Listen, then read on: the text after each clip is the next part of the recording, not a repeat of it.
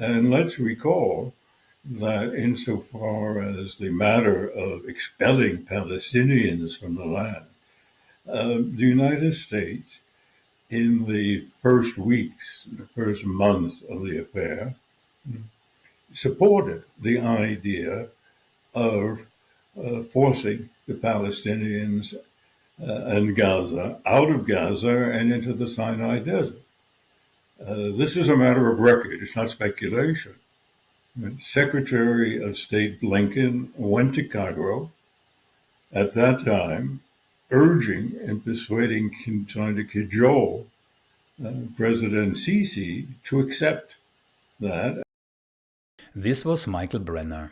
Michael is Emeritus Professor of International Affairs at the University of Pittsburgh and a Fellow of the Center for Transatlantic Relations at Johns Hopkins in Washington. Previous academic assignments were at such illustrious institutions such as Cornell, Stanford, Harvard, MIT, and the Brookings Institute. When it comes to subject matter experts, it can't get better than that. Now, one of the topics that we discuss in this interview is the apparent plan to expel all Palestinians from Gaza. And we know that because of leaked Israeli documents. The underlying context is a statement from Netanyahu where he voiced his hope for an incident, any incident, that would allow him to do just that. For those curious enough to verify, in my interview with him, US Ambassador Charles Freeman quoted the exact statement Netanyahu made.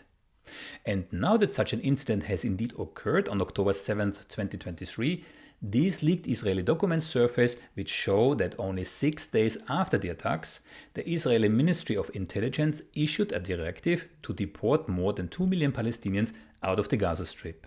The document unequivocally and explicitly recommends carrying out a transfer of civilians from Gaza as the desired outcome of the war. The document even outlines concrete stages. Stage 1, vacate North Gaza to allow for land operations. Meanwhile, we know that this actually happened. Stage 2, sequential land operations from North to South Gaza. These too have meanwhile happened. Stage 3 and 4, leaving routes to Rafah open and establishing tent cities in northern Sinai to resettle Palestinians in Egypt. But given General Assisi's fierce opposition to settling more than 2 million Palestinians in the Sinai Desert, the US seemingly came up with an alternative. That's why they are now building a port in Gaza, which, they say, will be used to get much needed humanitarian aid onto the ground. So let's get this straight. Instead of simply opening the borders so that the food trucks, which are already there, can get in, the US builds a new port. The real reasons for building this port is of course something else. The leaked document recommends making conditions in Gaza so uninhabitable that its population would be forced to flee to other countries, including Egypt's Sinai, Greece, Spain, and Canada. How do you get 2 million Palestinians out of Gaza? Right, via the new port. And it's not even a new idea. Benjamin Netanyahu himself said, it's an old subject raised more than 10 years ago. What's next is probably an elaborate Israeli PR campaign to convince the Western audience of this spectacle, that's you, that it is in the Palestinians' best interest to leave the ancestral lands and to come to Europe or Canada. All of this will be done under the mantle of humanitarian aid. Okay, but before we now jump into the interview with Michael Brenner, a quick call to action. Some of the best interviews on this channel are shadow banned, which means YouTube is not presenting them to you, the viewer. Some examples are Noam Chomsky's interview about Israel, the interview with the Swiss historian Dr. Daniele Ganser, the amazingly candid discussion with the US Ambassador Charles Freeman, or the interview with the so-called Hamas lawyer Stanley Cohen. So if you're interested in content that, apparently, you're not supposed to see, content that goes against the mainstream narrative, have a look at some of the previous interviews that we have recorded for your pleasure. And of course, it really helps to spread the news if you like and subscribe to this channel. Professor Michael Brenner, thank you so much for spending time with me on this Friday afternoon. How are you? Actually, it's Saturday. First mistake. Saturday. Yeah. How are you? I'm really pleased to be with you any day of the week. Yeah, and I have to say it was very uncomplicated I reached out to you. We had 1 or 2 emails, and here we are. So really, really appreciate it. Yeah. So Michael Brenner, and I have a couple of notes in front of me here, is Professor Emeritus, or was Professor, or is Professor Emeritus of International Affairs at the University of Pittsburgh, and Fellow at the Center for Transatlantic Relations at Johns Hopkins. There are a couple of books. I mean, there were too many books for me to list them all, but there are some of them that stuck out to me. Yeah, there is this Democracy Promotion in Islam. Then we have Towards a More Independent Europe, very interesting. Then for me as a behavior analyst, Narcissistic Public Personalities and Our Times, very interesting. I was not able to buy it because for some reason it's not listed on Amazon. So I had to go via a detour, and I have not received it yet, unfortunately. Yeah? And then we have, very relevant to our discussion here today, Fear and Dread in the Middle East, Strategic Insights. Yeah, I want to point out these are just a couple of books. There are more than over 80 articles that you wrote, so you're a prolific writer, and you have a very wide area of expertise. Did I encapsulate, some of the key achievements and publications correctly, Professor? Well, thank you. Thank you for that introduction. You're most welcome. Now, in addition to what I just said, I have it actually here open. I have 2 articles actually in front of me. Yeah? There is the article called The West's Reckoning. Yeah, there were, in it you write, there were 2 stunning events. Yeah, and this is a segue into our discussion today. The genocide in Palestine and, of course, the defeat in Ukraine. Yeah, and you wrote, the first is humiliating, the genocide in Palestine is humiliating, and the other shameful.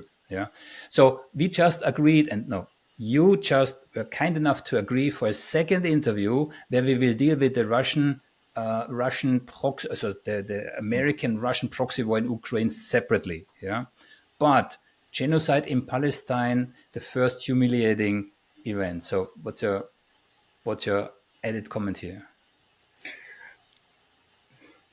Well, I think the most important thing to say, and what's sort of fundamental, is that the response or the non-response of the collective West, represents a stunning deviation, in fact, you would say contradiction, of everything the West seemingly had accomplished, a contradiction of its own most sort of fundamental values, a contradiction as well of the esteem in which much of the world still held the West, particularly the United States. And of course, to the American mind, in terms of Americans' own self-image, the United States has always been seen as a sort of unique enterprise that was born in a state of original virtue, destined by history, or some would say sort of providence, to lead the world, to guide the world down the path of enlightenment. And therefore, the cultivation of this image of the United States as representing some kind of moral authority of the world sort of coincided with Americans' own sense of who they were.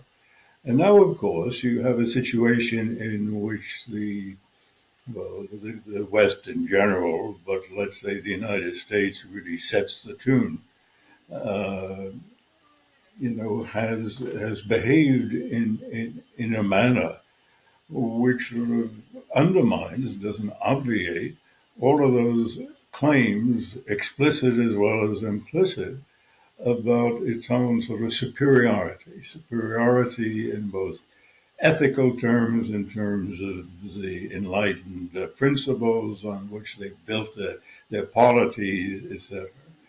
And I think any effort to understand and to explain this sort of surprising, I would say astounding, response to the events in Palestine has to move beyond sort of the conventional categories, the conventional concepts of political style, of political science, of realpolitik, of state prerogative and so forth. I mean, psychology, I think, is more fruitful in terms of offering up some clues as to what's been happening and why, and how we should interpret it. In fact, I would think that we should must delve into the realm of psychopathology. Those are deep waters, but let's see what we can make in them.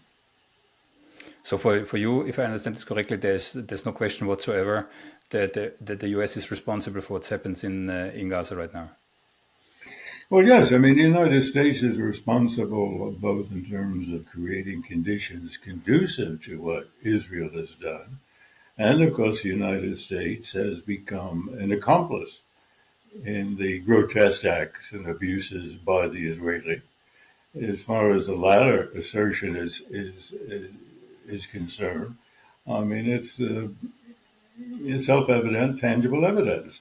The United States has provided a vast amount of arms, without which, as the Israeli General Staff itself has admitted, it could not carry on this campaign. It would have used up its own stock of weapons within, I don't know, a week, some weeks, etc. So the United States is not pulling the trigger, but the United States is in effect handing over the guns, the weapon systems that are being used. I mean, second, the United States has provided Israel with political cover. I mean, it has actively and aggressively opposed any attempt in the UN Security Council to impose, or at least to try to impose, a true, ceasefire. And let's recall that insofar as the matter of expelling Palestinians from the land, the United States, in the first weeks, the first months of the affair, supported the idea of forcing the Palestinians and Gaza out of Gaza and into the Sinai Desert. This is a matter of record. It's not speculation. Secretary of State Blinken went to Cairo at that time, urging and persuading, trying to cajole President Sisi to accept that, and he dangled before him sort of two lures. One was saying, in effect, look, the Gulf states will agree to absorb all of the costs for maintaining 1 million or 2 million people in the desert and camps and so forth. And second, we're prepared to write off tens of billions of dollars of Egyptian debt if you go ahead with this. And Sisi, to his credit and also in terms of his own political calculations, turned him down flat. He probably used language which we should not repeat here. So the United States is up to its neck in this affair, and by normal standards of legal judgment and proceeding, we are indeed an accomplice, and there's a persuasive case can be made that the United States should be brought before the Court of International Justice as an accomplice in crimes against humanity alongside the Israeli government itself. And there's some talk of someone doing it, but of course it doubtless won't happen for reasons we all know. Yeah. You actually went ahead already to a point that I wanted to bring up. Actually, I collected a little bit of information that I would like to run by you because it's really relevant right now, because the US builds a port in Gaza. So right now we have a huge column of caterpillars, trucks, concrete blocks, and so on, where the US builds a port in Gaza, right? Now, there is a Jordanian military and strategy expert called Hisham Kaisrat. I hope I don't mutilate his name too much. And he suggests that the motivation for building the port was instead to facilitate what you already hinted, deportation of Gaza's population by ship. Yeah, the US claims the port is to facilitate humanitarian aid, but it could be used to ethnically cleanse Gaza as per previously leaked Israeli plans. And now it comes. On the 13th of October, that's what, 7 days after, the October 7th attack, right? That's just days after the Israeli, and again, I'm having a couple of notes in front of me here. The Israeli Ministry of Intelligence issued a document calling for the forcible expulsion of the Gaza Strip and its 2.3 million inhabitants under, and specifically under, a humanitarian guise, right? And then the Israeli culture magazine, Mekomit, published on the 28th, that's 21 days later, so 21 days after October 7th, published this leaked document, which was issued by Israel's Ministry of Intelligence, recommending the occupation of Gaza and the total transfer of its 2.3 million inhabitants, right? The leaked document recommends making conditions in Gaza so uninhabitable that its population would be forced to flee to other countries, specifically Egypt, Greece, Spain, and Canada. The document also states that the US should be leveraged to pressure, also that's the Israeli document, yeah? So in this Israeli document, it states the US should be leveraged to pressure other European countries, and in particular, as I already said, Greece, Spain, and Canada, to take those refugees, yeah? There's more details. Yeah, Israel could, and again, according to this document, to this leaked document, yeah, Israel could justify the deportation to the international community, the plan stated, if it appears to lead to fewer casualties among the civilian population compared to the expected number of casualties if they remain.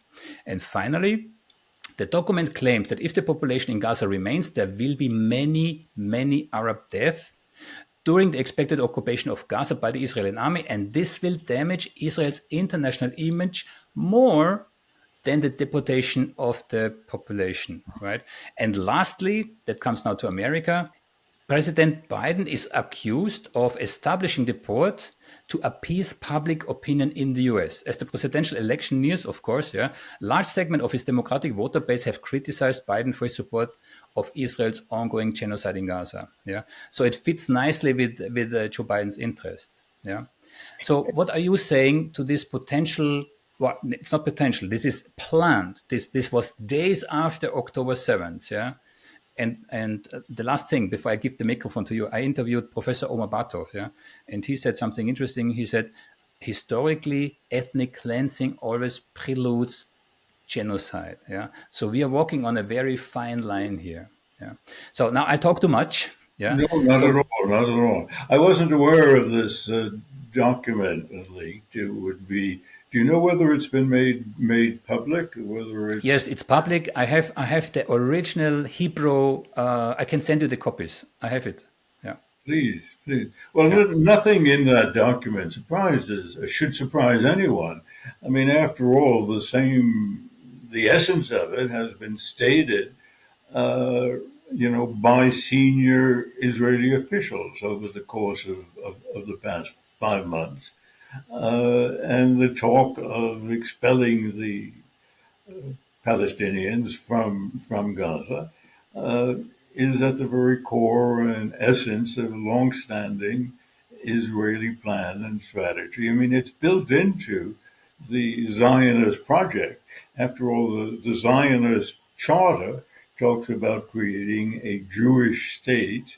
Well, I don't know whether the term state is used or nation or country, from the river to the sea. That's not a Hamas formulation. It's an Israeli Zionist sort of Correct. formulation. Correct. Uh, the idea of this kind of pier port jetty into the Mediterranean was first floated by Netanyahu 9 years ago.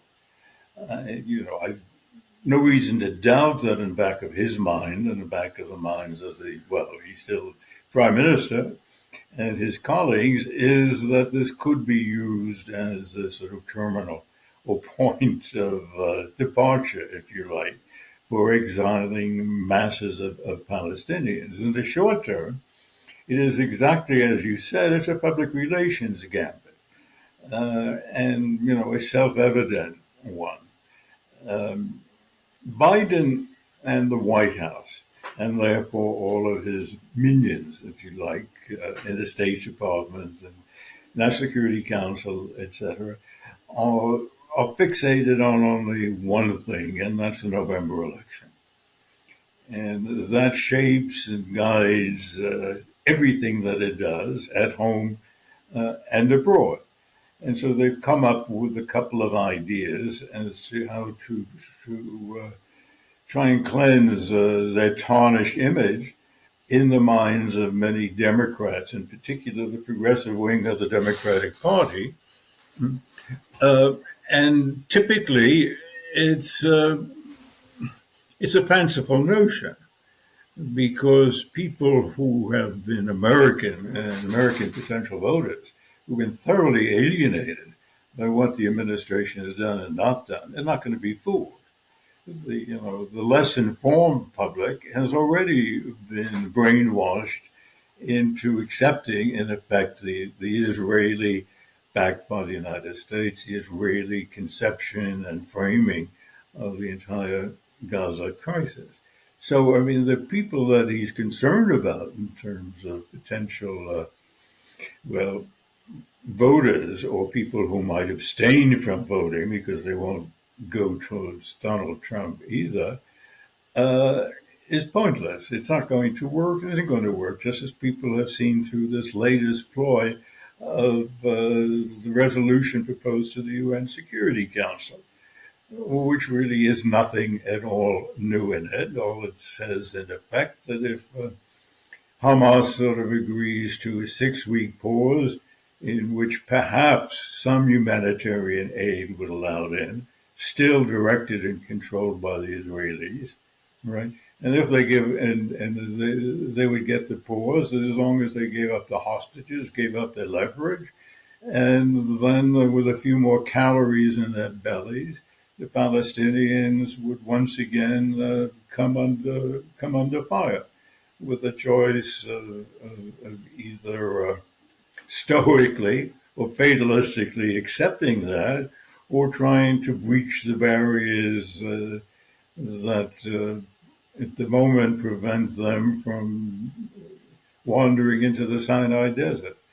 So it's not going to work. It hasn't worked internationally. It's not even going to work domestically. But this is characteristic of this administration. It has extraordinary lack of empathy, not only in terms of feeling, but in terms of thinking about how other peoples, how other governments view things, how they define their interests, what they're prepared to do or not to do. And we see the same thing in regard to Russia, the Ukraine, right across the board. It's a fantasy world.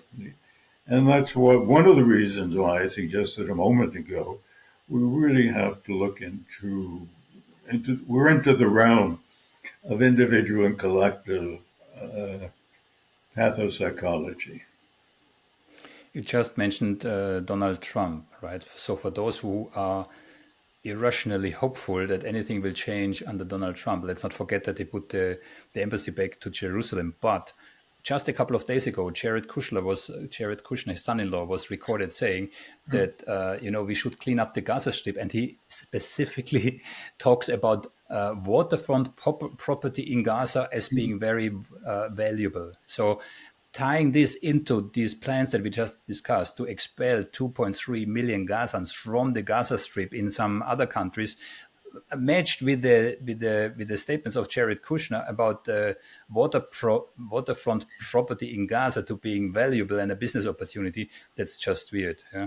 And you said, lack of empathy. Let's not forget that Madeleine Albright on television stated that she found it justified that 500,000 Iraqi children were starved to death. And that's now a segue back to the Gaza Strip. I have seen pictures. Left side, World War II concentration camp. Yeah, right side, starved children right now in Gaza. You would not know which is which.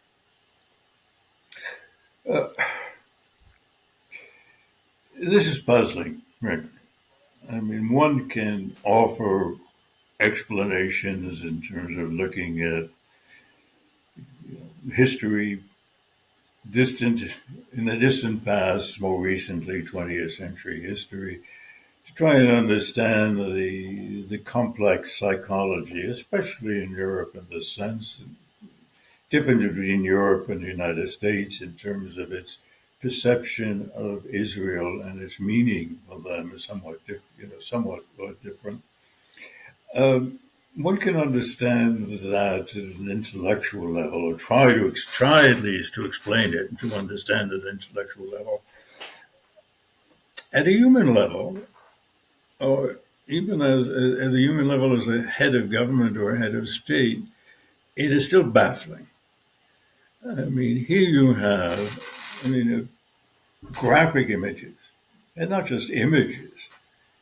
I mean, it's not images in terms of still shots like in the old days, but in real time, as they say, of what's happening. And you have it reinforced by the statements of senior Israeli leaders, right? Whether you call it genocide or not, it is genocide by the definition given by the Treaty of Protocol on Genocide, issued, agreed and signed by members of the United Nations decades and decades ago. You don't have to kill 6 million people in ovens in order to be found guilty of genocide. The terms that are set, or the criteria, are much broader than that. And by that standard, Israel clearly has been committing genocide. And to understand this, it's baffling, as I said. And the implications, and I think the repercussions, are going to register in two realms. I mean, one internationally. The collective West, and this is just not the United States in this respect, but I think all of the European leaders as well, don't seem to realize how they have alienated, right, 2/3 of the world's population, just about every people outside of the collective West, with a few exceptions. One of the exceptions, well, let's not get into the exceptions because that'll lead us down another path, if you like. And this coming at a time when there's been a tectonic sort of shift in the basic structures and plates, if you like, of the international system. The West no longer enjoys the dominance that it has had. Well, it has had, you can say, for 400 or 500 years. But just go back in the last 100 years, and even in its benign form since the end of World War II and decolonization, etc. It's losing that. It's losing that because for objective reasons. I mean, the rising economic prowess and strength and self-confidence of a country like China in particular, which of course stands, especially in American minds, as indeed an existential threat to American paramountcy in the world. I think this is one condition in which the overused term existential truly applies. The threat that China presents to the United States, and the one which arouses American feelings of vulnerability, comes from China's very existence. Not because of anything it does, because there's nothing that China does or seemingly intends to do that constitutes a menace, a threat to basic American national interest in tangible, objective terms. So therefore, I think the repercussions are going to be greatly magnified. They're going to accelerate this sort of widening divide or gap between the collective West and what we can loosely call the South, although it's not geographically the South. And the world is moving towards a division between the collective West on the one hand, and a new bloc, if you like, organized to the extent that it's organized, institutionalized in the form of the BRICS, led by sort of China and Russia, which other countries participate, and and more broadly, uh, other countries outside of the collective West, which will see in the BRICS and already have begun to demonstrate that they see an opportunity to get out from under the dominance of the West, if you like.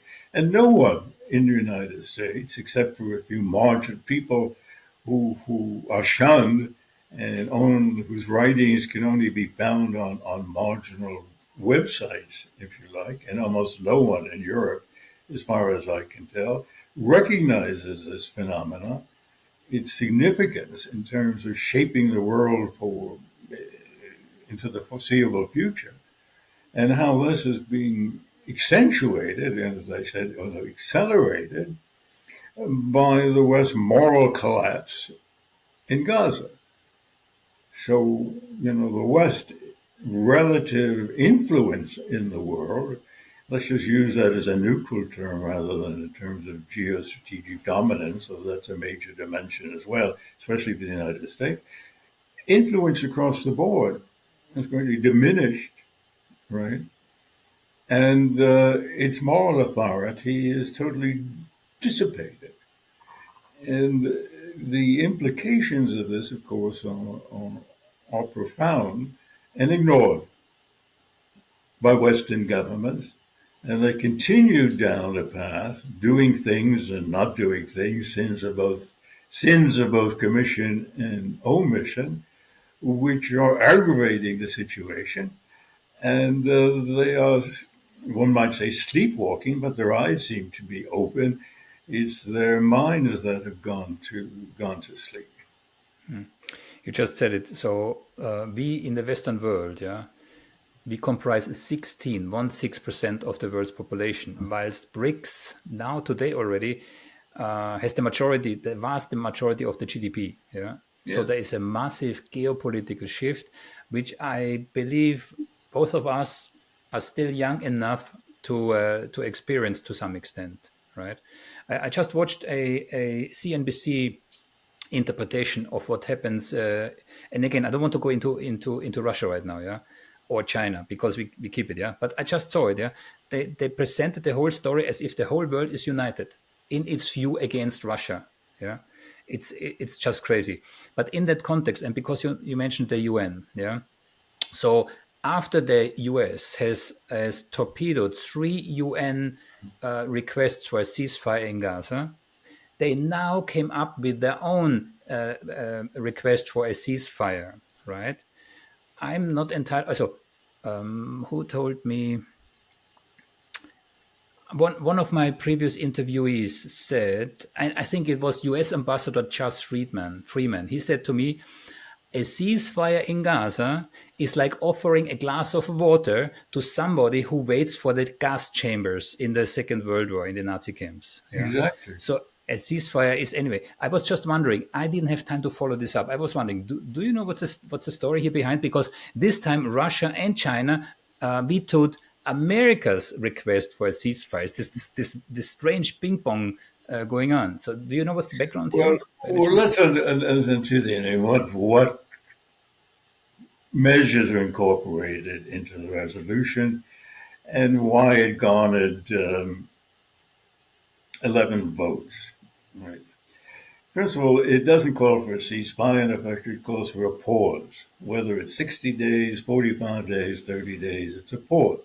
It's a pause that presumes there will be a resumption of hostilities and military action unless certain other conditions are met. First of all, the condition for the pause itself would be Hamas yielding, giving up all of its hostages, therefore giving up its leverage. And the resolution doesn't even mention the thousands of Palestinians that have been arbitrarily jailed, not just over the past years, but since October 7th. Most of them coming from the West Bank, thrown into prison. They, in effect, too, are hostages.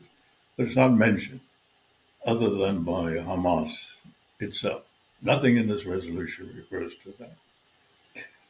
Second, the prospects for a true ceasefire, in other words, an end to hostilities, is dependent, according to the resolution, on a comprehensive negotiated agreement between the Israelis and somebody who would be designated as representing the Palestinians in a process that already has been launched by the United States and framed by the United States and Israel.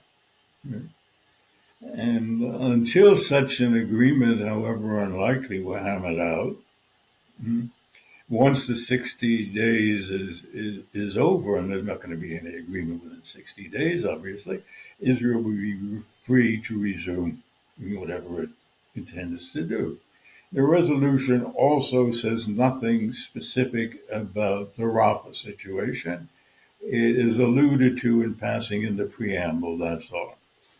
And Prime Minister Netanyahu has states day after day in public that we intend to invade Rafah. So it's not a resolution that could sort of achieve any reasonable outcome. So why did 11 countries vote for it? Well, I think as the Russian ambassador correctly interpreted it, and he'd probably been told this by representatives of some of those countries, he said, well, they knew that Russia and China would veto it, so they saw an opportunity to kind of take the edge off their opposition to Americans' doings in Gaza and Palestine by voting yes on this resolution, even though they themselves recognize that it's moot and recognize that it's totally unsatisfactory. So you don't, in effect, in reality, have 11 states agreeing that this is a fruitful path to go down. Of course, none of this gets reported in the Western media. I mean, the Western media, like our leaders, has created its own fantasy world, and everything that occurs in the world is fitted into it and given a confected meaning and interpretation. That is another phenomenon which is only somewhat puzzling, if you like, but is indicative of this sort of very widespread Western flight from reality, and the sources of which I think have to be found not just on what's happening in the world scene, but the state of affairs and the state of collective consciousness within the United States and major West European countries. You live in the US, and as far as you can tell, I mean, I know it's tricky. As far as you can tell, what's the other way around. So what I can tell you here in Europe, there is a gap between the politicians and the population. Yeah, that's undeniable. Yeah, but what's the sentiment in the US towards this specific conflict in Gaza? What does the Well, population the survey polls just that in a very loose and general sense, there is still strong support for Israel. But that number has gone down, and those sympathetic to the plight of the Palestinians has gone up. Uh, if one poses a question, and some of the pollsters have posed this question, do you support a genuine ceasefire? Not the American, just they use the generic term, ceasefire. I mean, end of hostilities. The yes response is 72%. But the administration sort of believes that it can finesse things through empty gestures. like the pier on the Mediterranean.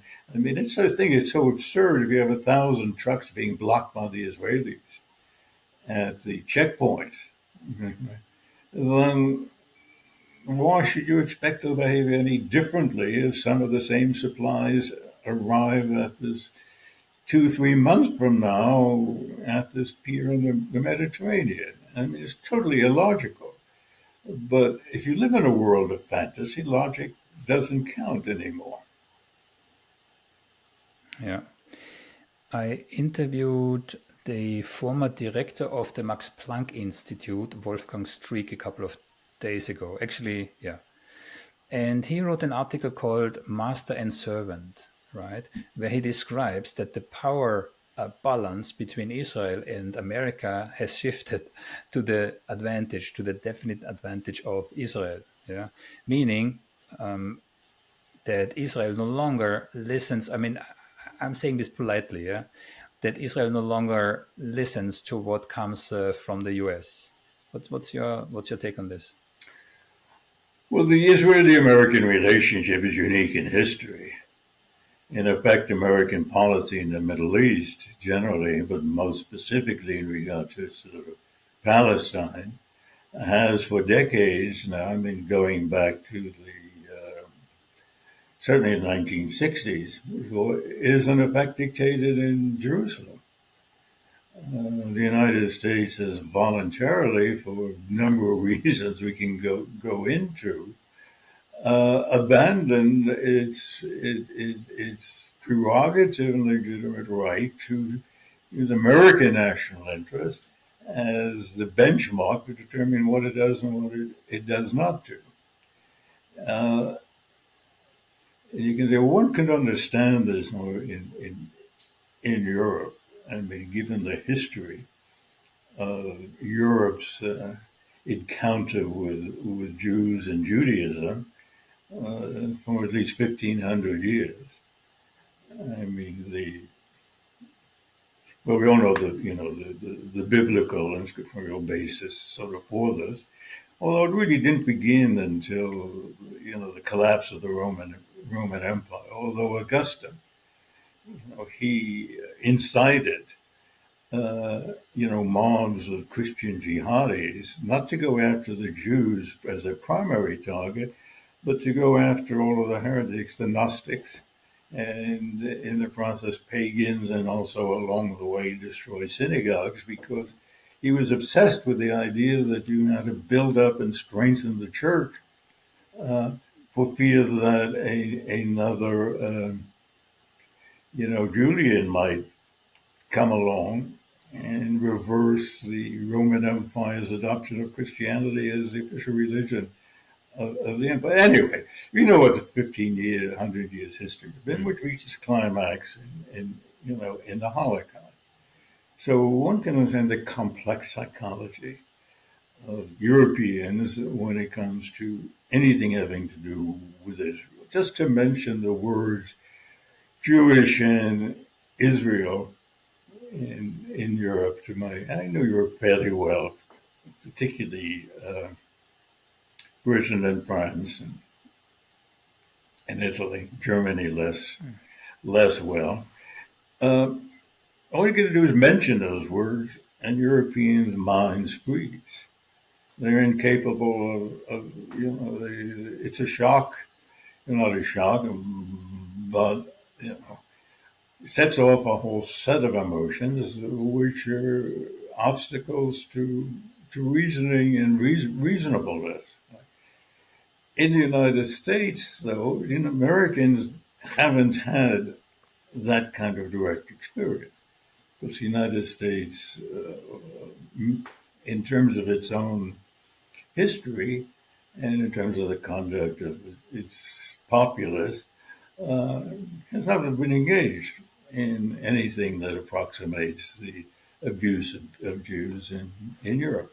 So the sense of guilt is much more abstract. Guilt over the history of anti-Semitism is much more abstract.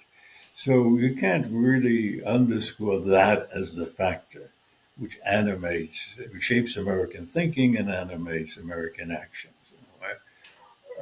Rather, it's something much more prosaic, if basic. It's the enormous influence of the pro-Israel, the Zionist lobby in the United States, which is exceedingly powerful and operates just about every level and every sort of dimension of American sort of public life. And that itself is a singular phenomenon, you study. At the most base level, it has to do with these days, campaign donations.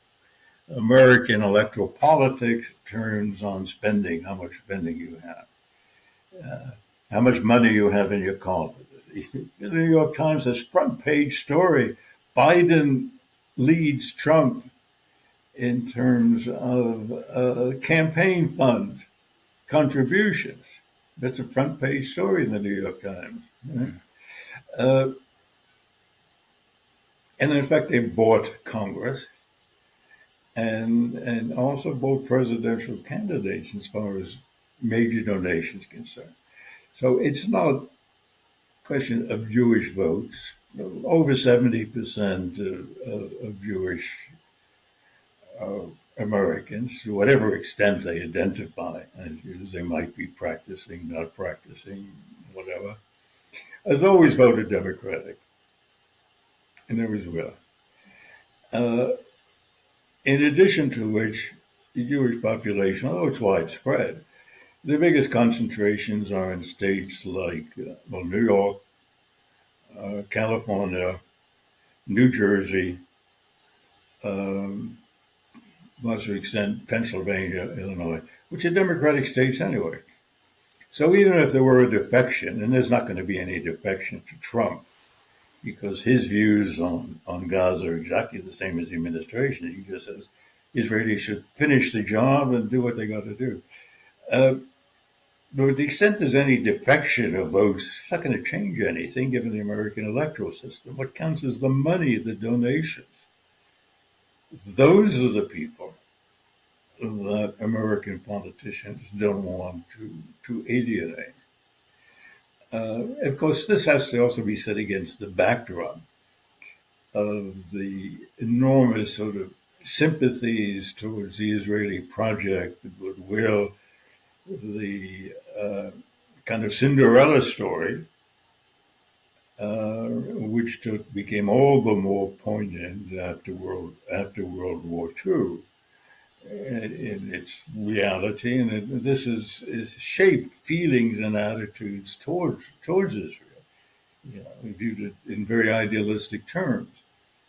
And the Palestinians and the fate of the Palestinians has always been ignored. They're just a marginal factor, passing reference in terms of the sentiments and the attitudes of Americans generally. And so that's a facilitating factor, or has been. Now that, of course, is beginning to change, and you make a very significant point. Now, in pointing out that, yes, there have been massive demonstrations opposed to the policy of Western governments on Gaza. In London, they've had 500,000 people out on a number of occasions, on multiple occasions. United States, there was a similarly large demonstration in Washington itself. But it's what's indicative of the nature of political discourse in these countries is even that gets understated. I mean, you look at The Guardian, and after the last 500,000 person march, it barely got mentioned. The United States, media was also played down. I mean, if you got 20,000 people marching in Washington in support of transgender rights, it would have been splashed on the front page. That's part of the perversion of public discourse, I think, in the West generally. In this instance, it's calculated for and driven by very definite reasons. Okay, so if you talk about Russia, right, everybody knows that the media is controlled. What people do not realize is the extent to which Western media is controlled. Yeah, we have only two or three large media companies remaining, and these are feeding all the other outlets with their synchronized and how shall I say this, purpose-made information, right? So there's an illusion by us here in the West. What we see in the, well, it's a declining illusion, I have to say, in the West, that you can trust Western media, which is, I believe, one of the reasons why, let's say, podcasts or alternative media have receiving a such a renaissance of attention from speakers, but also from the audience, right? But coming back to what you just said, from the very beginning, it was clear that Israeli leaders had no intent of creating a side-by-side, a two-state solution. And I'm referring specifically to Ben Gurion's letter to his son, where he wrote that the partition of Israel, meaning the two-state solution, was then only accepted as a means to an end. And the end, and this is what you said at the very beginning, it's an Israeli slogan, not the Palestinian one. The end was a greater Israel from the river to the sea, right? And today they make the slogan illegal. In some, I think in French is now in French is now illegal to utilize this slogan, or was it the US? I'm not entirely sure. Yeah. Well, I think it's been general. It's in France, it's in Germany, and the same effort and exclusion and is occurred in Britain. And then no, I think it's all across the West. I mean, this isn't thinking. I mean, this is crude propagandistic attempt to sort of control what public discourse in order to promote a particular policy, a particular viewpoint, and its effectiveness and the absence of any real opposition to it, not just taking the other, the non-establishment viewpoint, but opposition in principle to this kind of censorship is stunning as well. Here in the United States, for example, with regard to the specific issue of what's happening in Gaza, the absence of authoritative voices expressing, a program on this is astonishing. We don't have any church leaders who have gotten up and very vocally and loudly, certain individuals, who knows what goes on in the tens of thousands of churches in the United States, but none of the organizations that represent mainstream Protestant denominations, the Catholic Church, and so forth, in a lot of cases, despite the Pope's own sort of brave declaration, so they've been silent. This was not true even going back to Vietnam days, in which you did have, it was not the predominant, you did have religious leaders, in official and unofficial capacity, speaking out. You don't have that today. You don't have universities speaking out. Instead, they organize and set up anti-Semitism task forces. They're firing academics who speak out. Yeah, and it's only been a few. It's only been a few. Well, the universities in the United States have become totally depoliticized over the last some decades. It's really back to the 1950s in this respect. The only issues which agitate students and some faculty are these identity issues. all this silliness about transgender bathrooms and so on and so forth. And yeah, then you get students out, and of course, university administrators love this because it's so easy to deal with. You set up committees or you appoint a director of whatever they call it, diversity, inclusion, and so forth. And you make gestures like that and you divert attention from the fact that costs of higher education are making it impossible for many people to go to college, or they have to accept onerous debt levels to cover their costs. It's because American society has in effect abandoned higher education.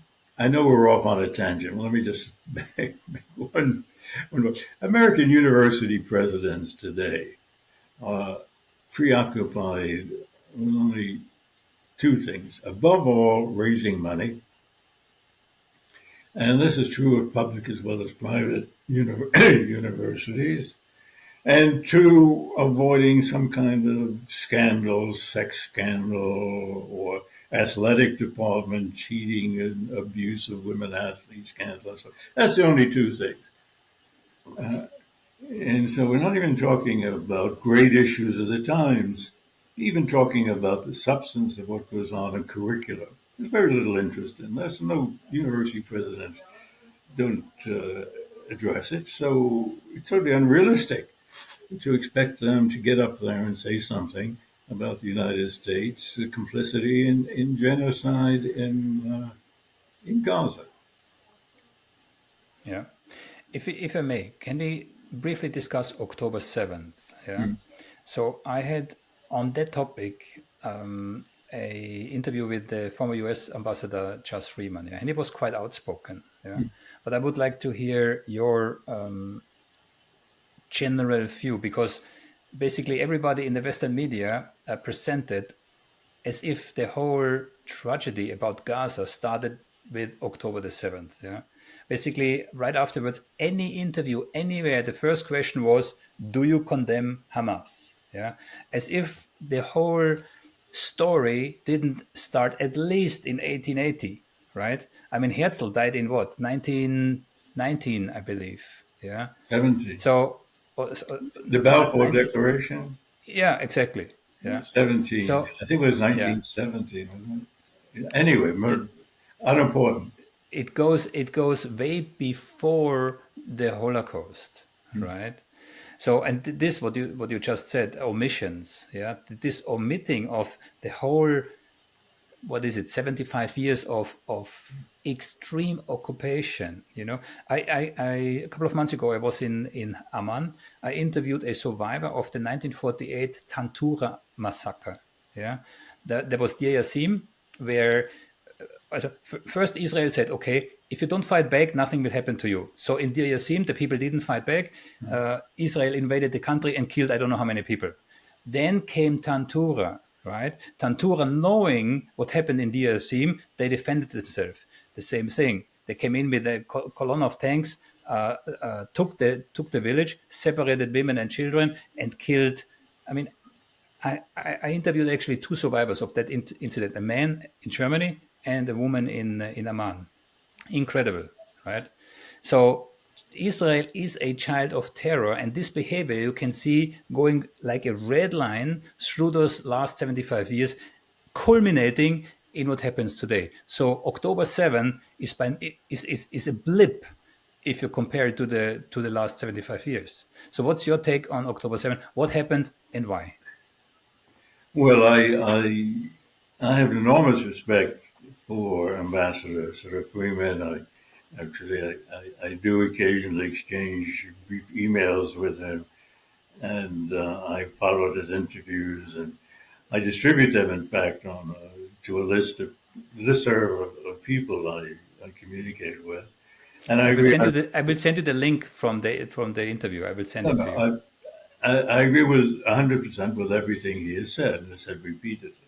So there's no need for me to repeat it. There's also gross distortion and miscalculated misrepresentation as to what happened on October 7th.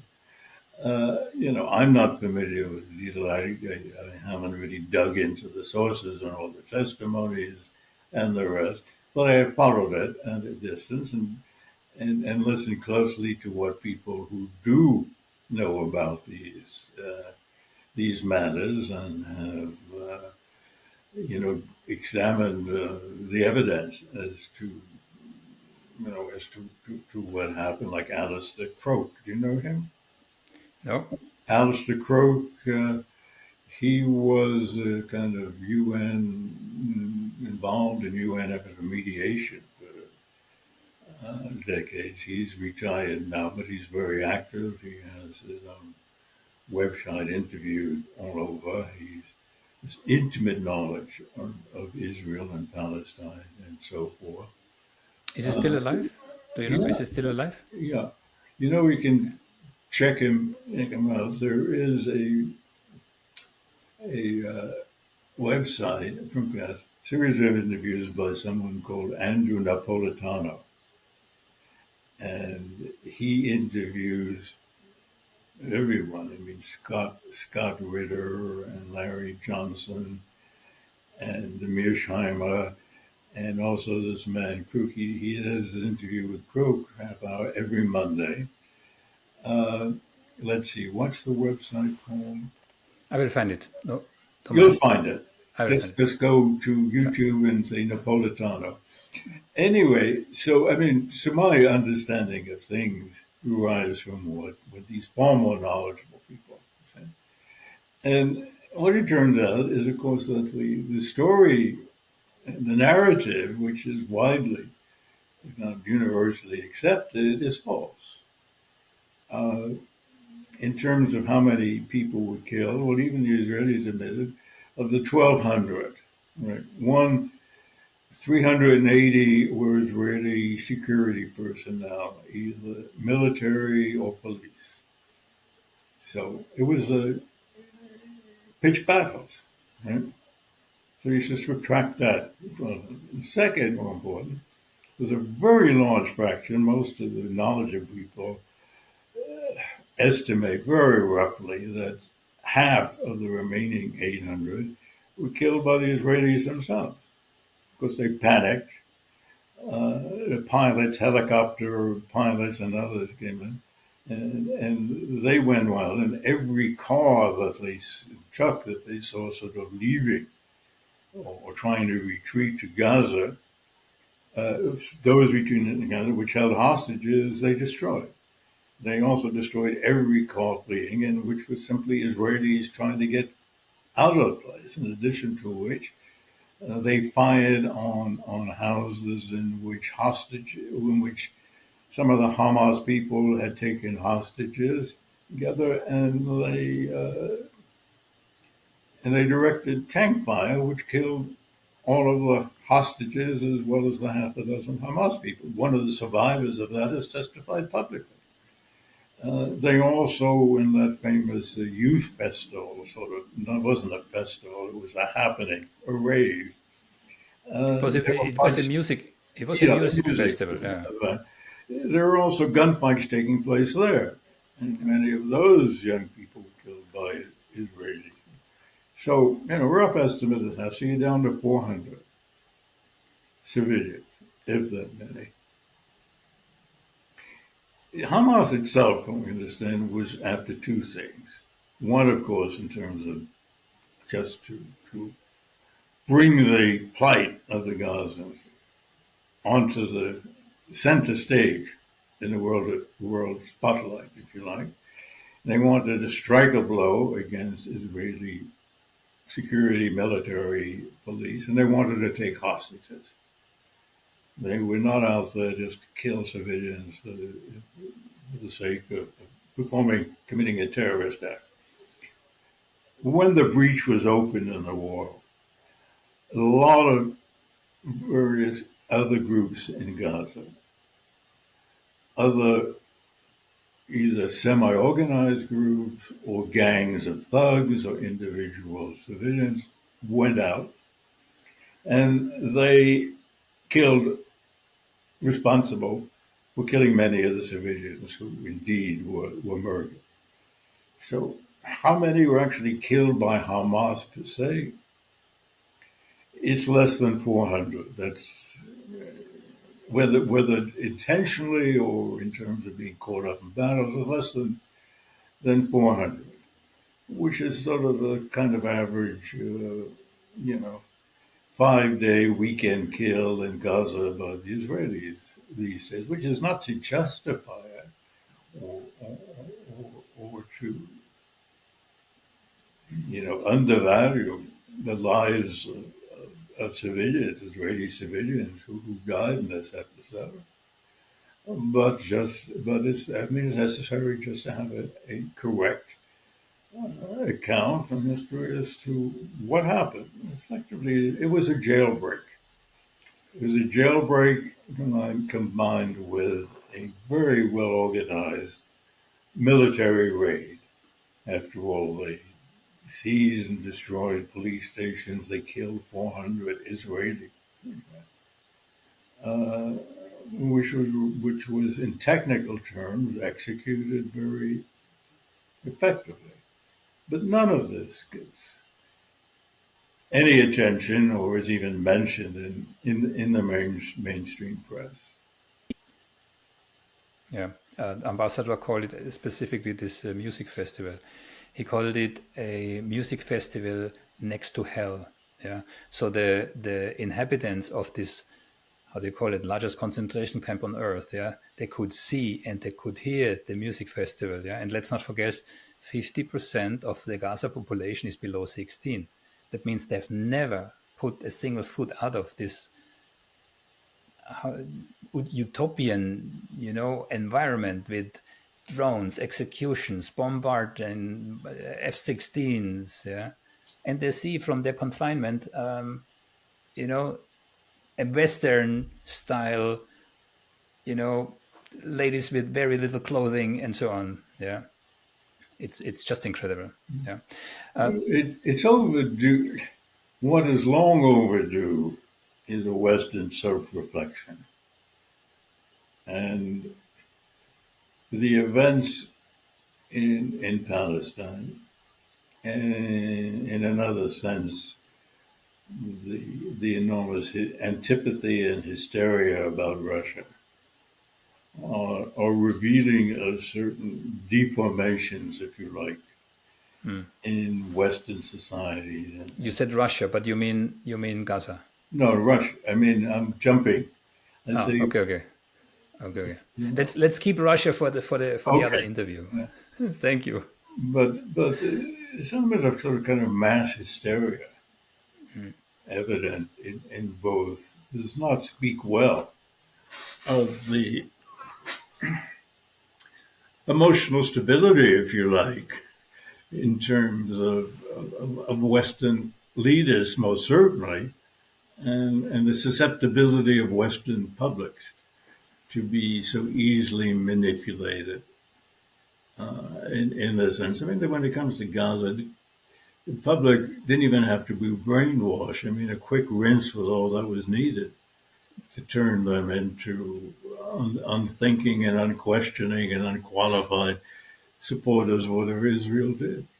Mm. Not everyone, as we talked about a few minutes ago, you did have these demonstrations, if you like, but there's something off in terms of the political culture and the life of the West. And by coincidence or by historical happenstance, you've had two traumatic events, Ukraine and Gaza, which have not only exposed it, but put it another way, it's like, passing dye through the system. And then, you take picture of it. It's not X-ray, I forget what they call it. And it reveals the condition of all of the vital organs and how they're functioning and so forth. Well, these two events have been like dye passed through the polities, well, more than the polities, the whole societies of the West. And they've exposed and revealed things which are very disconcerting. And, for our own health, as societies, as well as for what it means in terms of the role we play in the world, we have to face up to that and we have to reflect on it. But it's not occurring. It's not, I mean, we have the weakest group of political leaders in the West, probably at any time in memory. I mean, there's not a single statesman there. I mean, you have this.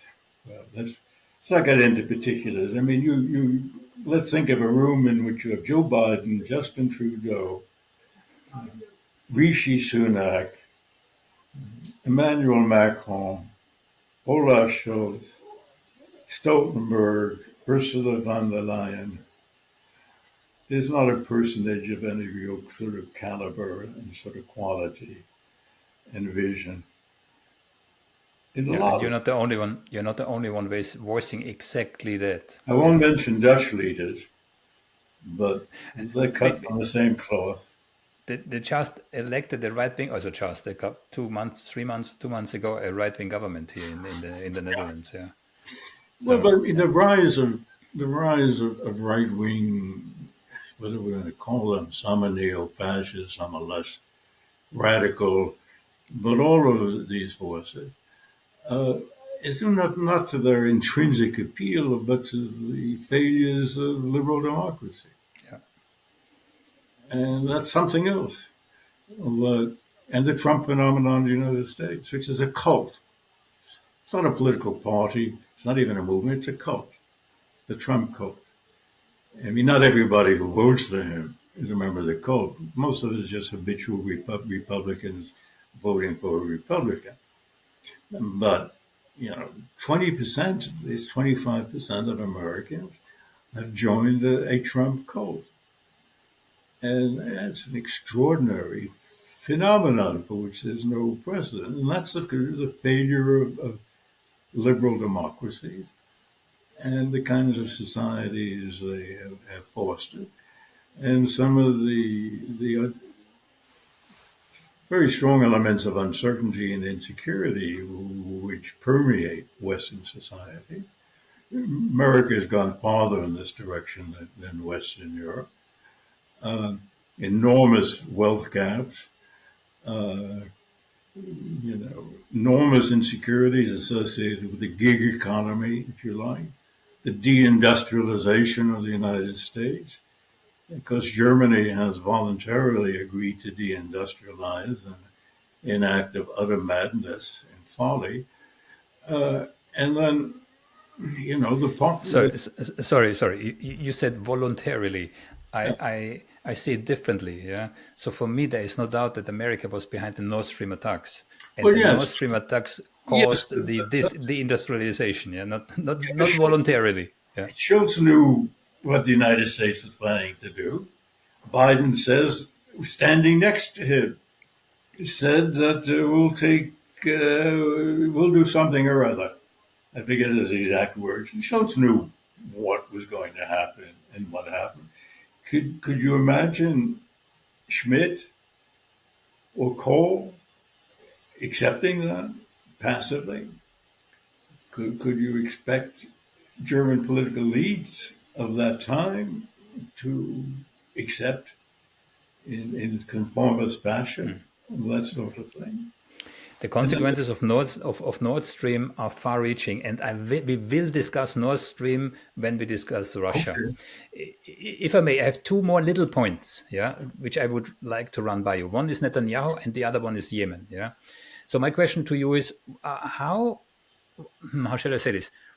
The personal fate of Netanyahu with his corruption charges, how is that related to what's happening in Gaza, or is there at this point überhaupt still a relation? I mean, we can argue at the beginning, maybe now less. So what's your point of view here? Well, I have to admit, I never paid much attention to Israeli politics. Okay. But of course, we all know Netanyahu was a sort of corrupt individual among far greater sins of his, if you like. And he might wind up in jail if he doesn't have the protection of his office.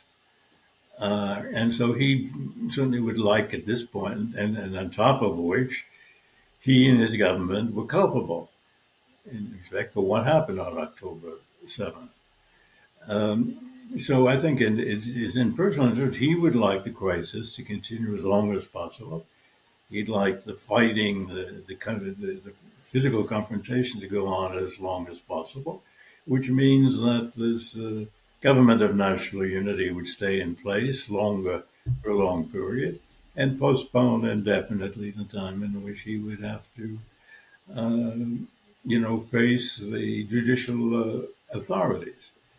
But the interesting thing well, how is this related to the Biden administration recent campaign to place the responsibility for everything that is going on in Gaza, not everything, but things, on Netanyahu, when we know perfectly well that his views are shared almost unanimously by members of his own government, including General Gantz, who was brought to Washington for an audition as a replacement for Netanyahu, right? And 90% of the Israeli public, when polled, everyone knows that if Netanyahu somehow was pushed aside, nothing at all would change. It's part of this theater that the Biden people have mounted to suggest, look, Netanyahu has really stood in the way of our efforts to get humanitarian aid to Gaza. Netanyahu insists on going into Rafah. And so we're really doing our best, right, to alleviate conditions. But Netanyahu is a problem, and so we would like him to go. It's all theater, of course.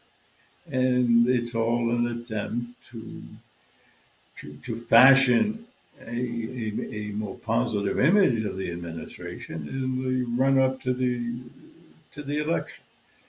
Well, that's what. If they need a scapegoat, they may find Well, it's one not in the. escapable because the United States hasn't even opposed what Netanyahu is doing. So it's not really a scapegoat as much as it is a very crude and almost childish, simplistic attempt to control the vibes coming out of the TV screen or coming out of the page that you're reading, if anybody reads newspapers anymore, right? So, no, and Biden people, they're well-intentioned and really on the side of the angels, so maybe I won't stay home. Maybe I'll vote for him. That's the whole point of it. I mean, totally irresponsible parochialism. It's the kind of thing you'd expect in a contest for who's going to be crowned homecoming king at some American university. That's the level to which we've degenerated. Is it any better in London? An No. unelected prime minister criticizing Putin for his more or less manipulated election. At least there were elections. Yeah, he wasn't elected. Yeah, And in Ukraine, you've canceled elections. yeah, already. We'll get into Russia later, but Yeah, the 87% pretty much conforms to what the opinion surveys taken by Western sponsored organizations reveal in terms of his level of favorable ratings that he gets, which is 84%. yeah. And that's done not by Russian government controlled survey, but by Western. I have one last topic, if I may, and that's Yemen. Also related to Palestine, Yemen. Yeah. So I'm not sure if you follow this, but it seems that the Yemenis are quite effective in sealing off ships towards Israel. Mm. Of all places, the Yemenis, who are now under direct attack from Saudi Arabia / America for more than 10 years, Right. right? I mean, this is a tragedy, you know. I mean, we have so many of those which are not covered at all. Yeah, but for 10 years they basically bombed back into the Stone Age, which they hardly had left anyway. Yeah, and of all the states, but also of all the Arab states, it's the Yemenis now who, you know, inflict the highest financial consequences on Israel for the attacks on Gaza. Yeah, please. I'm acquainted with a former American official who actually lived in Sana'a years ago, since I know them. And when this began, he said the Houthis are the toughest people you're going to find, right? And they are not going to submit. But here again, let's remember the Saudis would have literally, physically, been unable to launch this massive bombing campaign against Yemen without American assistance. The American Air Force refueled Saudi planes which otherwise could not reach Sana'a. The United States provided the intelligence. American and British officers sat in the headquarters in Riyadh where Saudi commanders were setting targets and giving orders of command. And so the United States and secondarily Britain and even marginally France are also accessories and not accomplices in the slaughter of Yemenis. I don't know whether you've seen those statistics. I pulled it together in a piece I did this a couple of months ago. I'll send you. And a combination of deaths from bombing and mass disease and starvation, and these are UN figures, is in the hundreds of thousands, most of them children. And this was a decision taken by Barack Obama. It was Barack Obama who decided that maintaining on the good side of Mohammed bin Salman, Saudi Arabia, was the most important thing. And although the Houthis and their allies in Yemen were not an enemy of the United States, they were of negligible importance. And the deaths of a few 100,000 of them did not offset in the balance the value attached to currying favor with Mohammed bin Salman. And that was a decision of the sainted Barack Obama. It's a matter of historical record. It's not my viewpoint, it's not my opinion, it's not my speculation. It's a matter of historical record. Yeah, and if you relate this now to what's going on in Gaza right now, I mean, with a sea blockade, basically. Well, number one to make very quickly. One is the insularity of the United States. Despite modern communications, travel, the fact that millions and millions of Americans, often as students, spend a year or so in Europe, here, there, the other place, Latin America, everywhere, right? America today, in terms of its worldview, is probably just as insular as it was when I was growing up in the 1960s. And the awareness and interest and level of current knowledge, let's say, about what's going on in the world is no greater. When you talk about American political class, American political elites, or the foreign policy community, some of this is willful ignorance because they know or couldn't know what's going on and what moves certain other people. They don't want to know because it's far more convenient intellectually, emotionally, politically, to view and therefore act in the world based upon a cartoon notion of what reality is, and to ignore the plight of other peoples. and like in Yemen, or today in Gaza. And, you know, behind this, at a subconscious level, let's say, is also the implicit differentiator that's made between, on the one hand, Europeans and the rest. And this is the continuing, the residue of the racism which was built into the era, the centuries of Western colonialism and global, domination. And it's not consciously malevolent, right? But it's there in terms of discounting the value that you place on on the lives of non-European, non-Western uh, peoples, with an exception now made for the Japanese and South Koreans, who are honorary Westerners, if you like.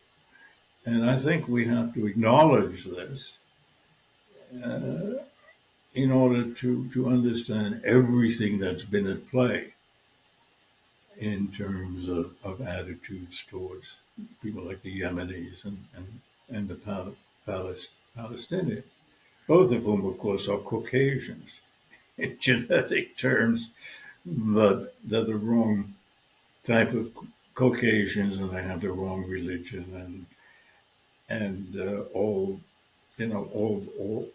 the rest.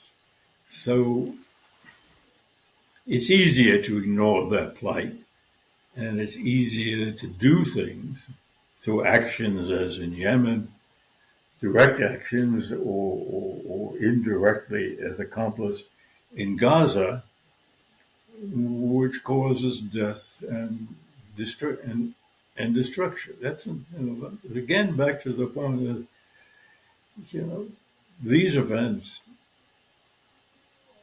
should point us towards an element of self-reflection, which is not occurring.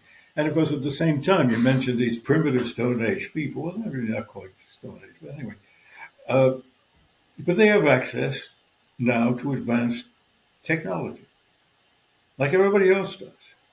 You know, two of us could go out and buy a few rocket launches, which is a market, and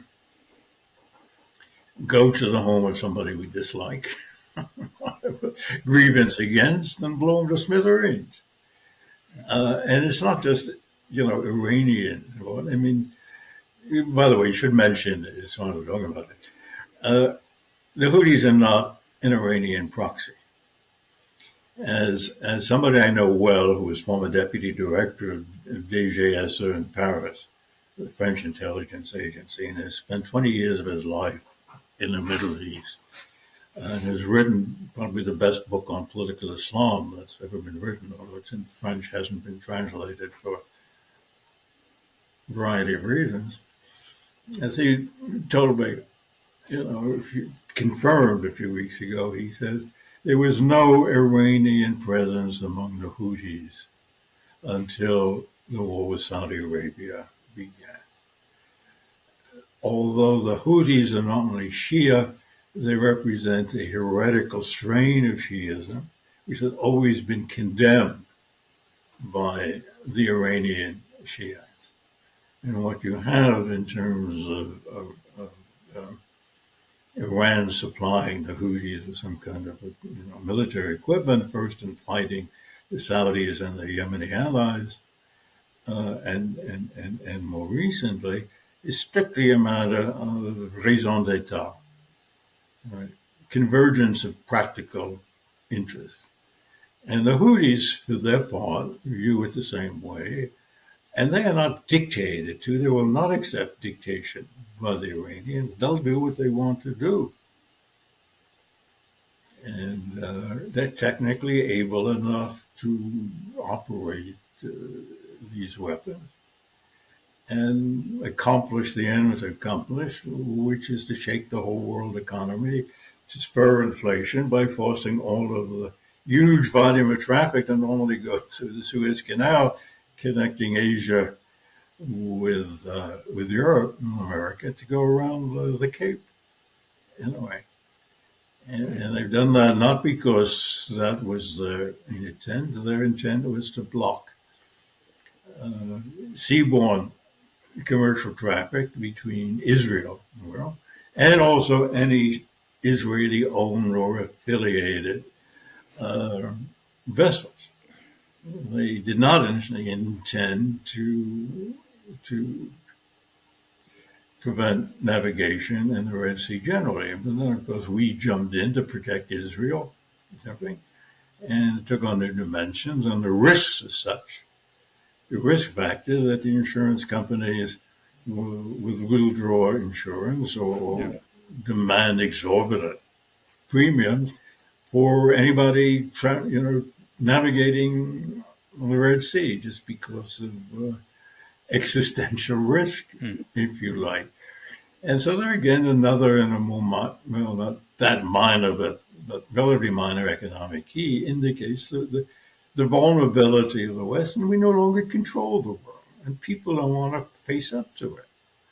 So it's been very, comforting and reassuring and convenient in every respect to make believe, and it's particularly true of the Americans, that they're custodians of the world affairs, and that we would have, in military terms, which is part of it, escalation, dominance in every region of the world, which is official Pentagon doctrine. And of course, it's all fantasy. But fantasy worlds can be very comfortable habitats. Professor Brenner, on that note, one last question, and I know you don't have a crystal ball. Where do you see this whole story in Gaza and by extension the West Bank go? Will Israel, and I asked the same question to one of the new historians in Israel, Benny Morris, I don't know if you know him. No. Will Israel expel all Palestinians, either and or from Gaza and or from the West Bank, in your view? What's your... Well, they've really tried to. I don't think they'll succeed. They'll wind up killing many. I don't think they've really thought through what conditions will be like if they cannot expel them. If, let's say, at the end of the day, they kill 50,000 instead of 30,000, destroyed the whole infrastructure of the place. So you haven't swept the slate clean. So it's no longer it's not an unpopulated land that you can move in and occupy and bring in settlers and have Jared sort of Kushner make another bundle, if you like. So what they do, I don't think they've really thought it through, to tell you the truth. In terms of what the future brings, I mean, the key factor seems to me is whether they go to war against Hezbollah. There are people who argue that in the long run, the best thing that can happen is that the Israelis, as some members of the government clearly want to do, take on Hezbollah, and they'll lose. And a large part of Israel will suffer massive destruction because it's all within range of sophisticated thousands of Hezbollah missiles. Don't forget, in 2006, they fought the Israelis to a draw, and that was before they acquired many of these weapons. And so that will really turn things on its head in the Middle East and in Israel. And so, a beaten and badly blooded Israel will have to come to terms with a destiny radically different, if not 100 degrees different, from the goal set down in the original Zionist project. Of course, there's a lot of lives lost and a lot of China broken in the process if that scenario, in fact, were to become real. Do you think Israel might use tactical nuclear weapons against Hezbollah if they are put in a corner? No, it's hard. People again who are far more familiar with this than I think just it's very hard to figure out what they would use them against. You talk about in a battlefield. You had enough problems with gas in World War One that it would float back over your own lines. If you use any number of them, we don't know first. Well, some people know. I don't know. It's not generally known whether among Israel's 125 or 150 nuclear weapons or anything that we might arguably call tactical nuclear weapons. But even tactical nuclear weapons with an enormous amount of radiation, and much of northern Israel might become uninhabitable.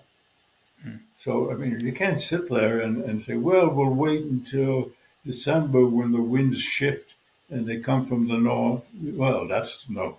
We got to wait for the summer when the winds are from the south so we don't have to worry about it. But the American politicians like Lindsey Graham actually calling out for Israel to use tactical nuclear weapons. How crazy is that? Well, Lindsey Graham is a jackass. He's a blowhard. And the only reason why he gets the attention he does because the media love anybody who's entertaining. There's nothing in terms of his status or influence or whether he was John McCain's sidekick. He was John McCain's, if John McCain was a Lone Ranger, then this guy, Lindsey Graham, was his tonto. And then when John McCain died, Tonto jumped onto the saddle of the great white horse and said, "No, I'm the guy." And so the media were quite happy to go along with that. And of course, if you become a media celebrity, you do have some influence because its visibility is the name of the game. So every cockeyed thing he says gets magnified sort of many times, which is simply another sign of the total degradation of American media. He doesn't know what he's talking about. The man is mindless. On that note, Professor Brenner, I see I have massively overstayed my welcome. Not at all. I very much appreciate the opportunity. It's me who appreciates that you spent this amount of time with me and that you shared your wisdom and experience with us. Well, thank you. Well, please understand, I'm living now for my sins in Texas, and therefore, I'm not a native Texan. I came here very late in life for familiar reasons.